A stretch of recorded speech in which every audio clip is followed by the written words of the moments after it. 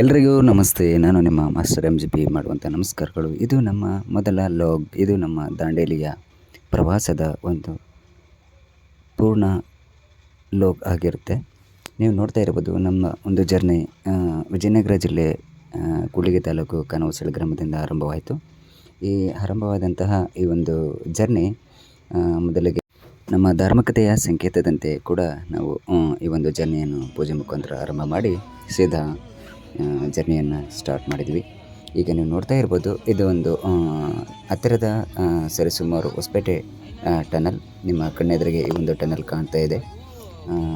ಸುಂದರವಾಗಿ ಈ ಒಂದು ಬೆಳಗಿನ ವಾತಾವರಣದಲ್ಲಿ ಹೊರಟಂಥ ಸಂದರ್ಭದಲ್ಲಿ ನಮಗೆ ಈ ಒಂದು ಟನಲ್ ಕೆಳಗಿನ ಒಂದು ದೃಶ್ಯ ನಮ್ಮ ಕಣ್ಣೆದುರಿಗೆ ಒಂದು ಹೊಸ ದೃಶ್ಯದಂತೆ ಕಾಣ್ತಾ ಇತ್ತು. ಇದೇನು ಹೊಸತು ಅಂತ ಅನಿಸೋದಿಲ್ಲ ನಮಗೆ, ಆದರೆ ಈ ರೀತಿಯಾದಂತಹ ವಿಶೇಷ ಸಂದರ್ಭಗಳಲ್ಲಿ ಹೊರಟಾಗ ನಮಗೆ ನಿಜಕ್ಕೂ ಇದೊಂದು ವಿಶೇಷ ಮತ್ತು ಒಂಥರ ಹೊಸ ಉಲ್ಲಾಸ ನಮ್ಮಲ್ಲಿ ಬರಲಿಕ್ಕೆ ಕಾರಣ ಕೂಡ ಆಗುತ್ತೆ.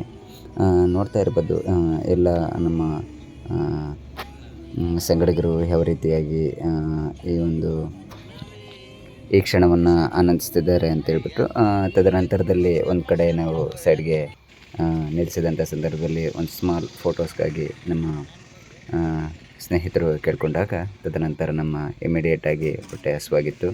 ಅಲ್ಲಿ ಬ್ರೇಕ್ಫಾಸ್ಟನ್ನು ಸವಿಯುವಂಥ ಸಂದರ್ಭ ರಾಮೇಶ್ವರಂ ಅನ್ನುವಂಥ ಹೋಟೆಲಲ್ಲಿ ನಮ್ಮ ಬೆಳಗಿನ ಉಪಹಾರ ನಡೀತು. ಟೇಸ್ಟ್ ಮಾಡಿದ್ದು ನಾನೇ, ಅದರ ರಿವ್ಯೂ ಕೊಟ್ಟದ್ದು ಕೂಡ ನಾನೇ. ತುಂಬ ಚೆನ್ನಾಗಿತ್ತು, ಉತ್ತಮವಾಗಿತ್ತು. ಇದು ನಮ್ಮ ಸೀದಾ ನೇರ ದಾಂಡೇಲಿಯ ಒಂದು ರೆಸಾರ್ಟನ್ನು ಬುಕ್ ಮಾಡಿದಂಥ ಸಂದರ್ಭದಲ್ಲಿ ಒಳಗಡೆ ಹೋಗುವಂಥ ಸಂದರ್ಭ ಇದು.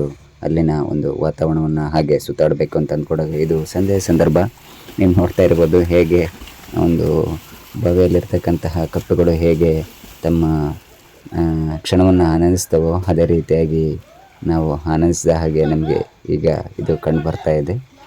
ಪ್ರತಿಯೊಂದು ಕ್ಷಣಗಳನ್ನು ನಾವು ಈ ರೀತಿಯಾದಂತಹ ಒಂದು ಯಾವುದೇ ರೀತಿಯಾದಂತಹ ಗೊಂದಲಗಳನ್ನು ಇಟ್ಕೊಳ್ದೆ ಈ ರೀತಿಯಾಗಿ ಎಂಜಾಯ್ ಮಾಡ್ತಾ ಇರ್ಬೋದು. ನೀವು ನೋಡ್ತಾ ಇರ್ಬೋದು ನಮ್ಮ ಹುಡುಗ ಫೋಟೋ ಕ್ರೇಜ್ ಜಾಸ್ತಿ. ಅದೇ ರೀತಿಯಾಗಿ ಬಸವರಾಜ್ ಎನ್ನುವಂತಹ ನಮ್ಮ ಸ್ನೇಹಿತ ಈ ಒಂದು ವಿಡಿಯೋವನ್ನು ತುಂಬ ಚೆನ್ನಾಗಿ ಮಾಡಿಕೊಟ್ಟ. ಅವನಿಗೂ ಕೂಡ ಥ್ಯಾಂಕ್ಸ್ ಹೇಳ್ತೀವಿ. ನೋಡ್ತಾ ಇರ್ಬೋದು ಇವರು ಸತತವಾಗಿ ಒಂದು ನಾನ್ ಸ್ಟಾಪಬಲ್ ಆಗಿ ಇಡೀ ಒಂದು ಜರ್ನಿಯಲ್ಲೇ ಕುಣಿದಂತಹ ಇಬ್ಬರು ಮಹಾನ್ ಪೌರರು ಇವರು. ಯಾಕೆ ಅಂತಂತಂದರೆ ಇರತಕ್ಕಂಥ ಒಂದು ಸಂದರ್ಭವನ್ನು ನಾವು ಬಹಳ ಸದಾವಕಾಶವನ್ನು ಬಳಸ್ಕೊಂಡು ಉತ್ತಮವಾದ ರೀತಿಯಲ್ಲಿ ಆ ಕ್ಷಣವನ್ನು ಆನಂದಿಸೋದಿದೆಯಲ್ಲ, ಅದಕ್ಕಿಂತ ಮತ್ತೊಂದು ಮಿಗಿಲಾದಂತಹ ಒಂದು ಖುಷಿ ಬೇರೆ ಯಾವುದು ಸಿಗಲಿಕ್ಕೆ ನಮಗೆ ಸಾಧ್ಯ ಆಗೋದಿಲ್ಲ. ನೀವು ನೋಡಿರಿ ಯಾವ ರೀತಿಯಾಗಿ ತಮ್ಮ ಎಲ್ಲ ಒಂದು ಯಾವುದೇ ರೀತಿಯಾದಂತಹ ಎಲ್ಲ ಸಮಸ್ಯೆಗಳನ್ನು ಬದಿಗಿಟ್ಬಿಟ್ಟು ಎಷ್ಟೇ ಗೊಂದಲಗಳಿದ್ದರೂ ಎಷ್ಟೇ ನೋವುಗಳಿದ್ದರೂ ಕೂಡ ಈ ರೀತಿಯಾದಂಥ ಟ್ರಿಪ್ನಲ್ಲಿ ನಾವು ನೋಡ್ಬೋದು.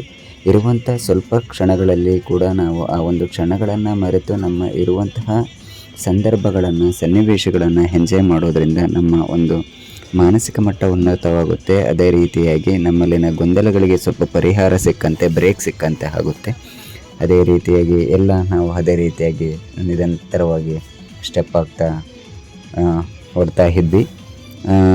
ನಮ್ಮ ಈ ರೀತಿಯಾದಂತಹ ಒಂದು ಟ್ರಿಪ್ ಕೂಡ ನಿಜಕ್ಕೂ ನಮ್ಮ ಎಷ್ಟೇ ಸಮಸ್ಯೆಗಳಿಗೆ ಮೂಲ ಔಷಧಿ ಸಿಗುವುದು ಪ್ರಕೃತಿಯಲ್ಲಿ ಅಥವಾ ನಿಸರ್ಗದಲ್ಲಿ ಮಾತ್ರ ಅಂತ ಕೂಡ ನಾವು ಈ ಒಂದು ಮಾತನ್ನು ಹೇಳಲಿಕ್ಕೆ ಇಚ್ಛೆ ಪಡ್ತೇನೆ.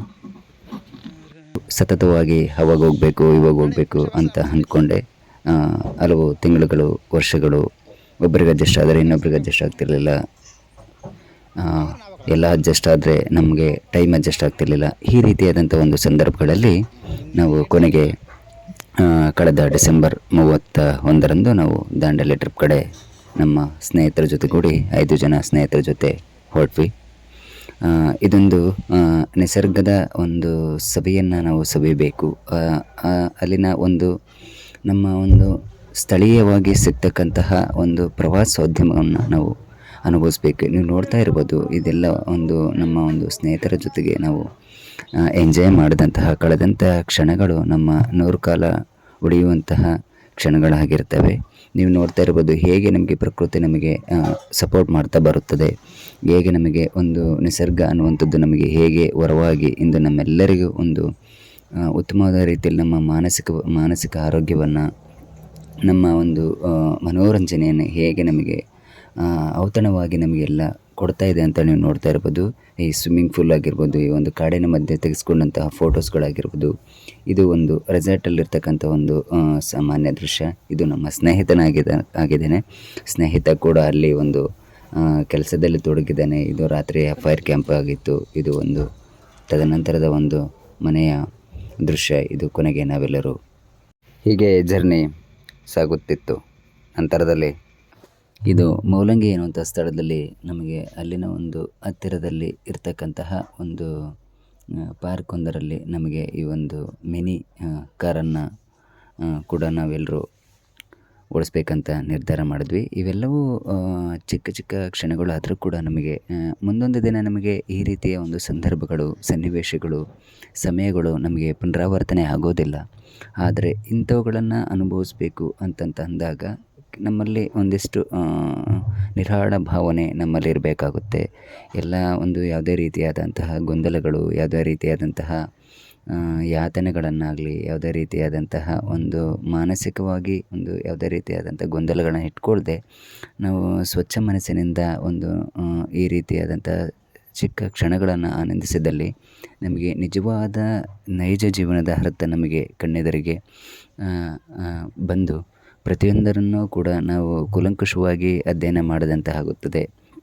ಅದೇ ರೀತಿಯಾಗಿ ಅಲ್ಲಿನ ಒಂದು ಪ್ರವಾಸಿಗರಾಗಿರ್ಬೋದು, ಪ್ರವಾಸೋದ್ಯಮದವರಾಗಿರ್ಬೋದು, ಹೇಗೆ ಈ ಒಂದು ಉದ್ಯಮವನ್ನು ಅಲ್ಲಿ ಯಶಸ್ವಿಯಾಗಿ ನಡೆಸ್ಕೊಂಡು ಬಂದಿದ್ದಾರೆ.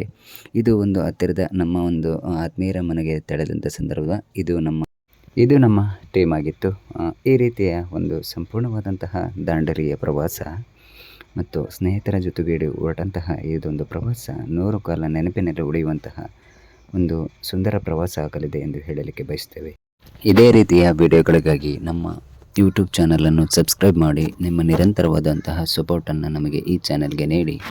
ಜೈ ಹಿಂದ್, ಜೈ ಕರ್ನಾಟಕ ಮಾತೆ.